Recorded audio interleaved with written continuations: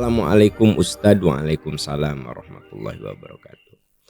Ustadz, mohon penjelasan tentang surat At-Tahrim ayat 3. Maksudnya bagaimana Ustadz? Ya, di At-Tahrim ayat 3, kalau kita bahas ayat per ayatnya cukup panjang ya.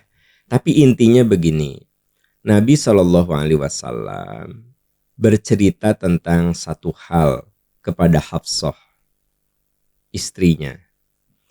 Lalu Hafsah ini menceritakan semuanya kepada Bunda Aisyah. Hafsah istri Nabi, ya, Bunda Hafsah istri Nabi, Bunda Aisyah juga istri Nabi. Kalau Hafsah itu putranya Umar bin Khattab, kalau Aisyah itu putrinya Abu Bakar. Jadi Hafsah itu putrinya Umar, kalau Aisyah itu putrinya Abu Bakar. Nah, apa yang diceritakan kepada Hafsah, semuanya diceritakan kepada Aisyah. Gitu.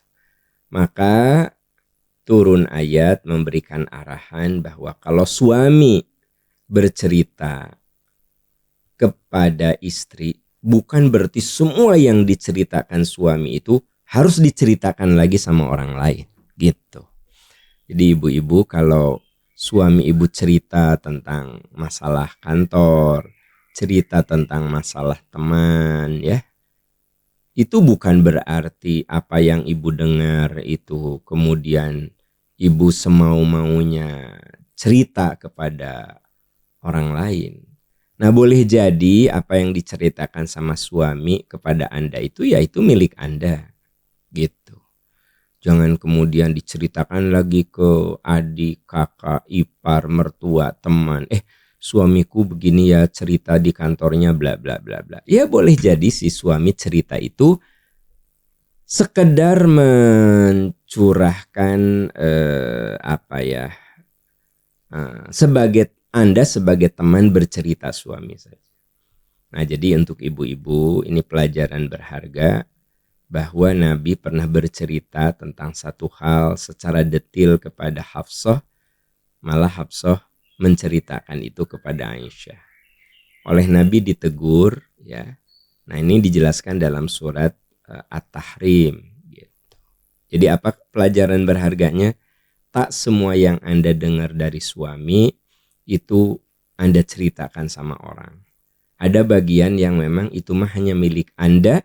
Suami curhat cerita, Anda sebagai orang yang layak untuk mendengar segala ceritanya itu. Maka ibu Anda harus amanah. Jangan semua yang Anda dengar Anda ceritakan. Tidak semua, ya. Dan bahkan mungkin ada bagian yang apa yang diceritakan oleh suami ya udah milik Anda. Jangan kemudian jadi milik bersama, ya.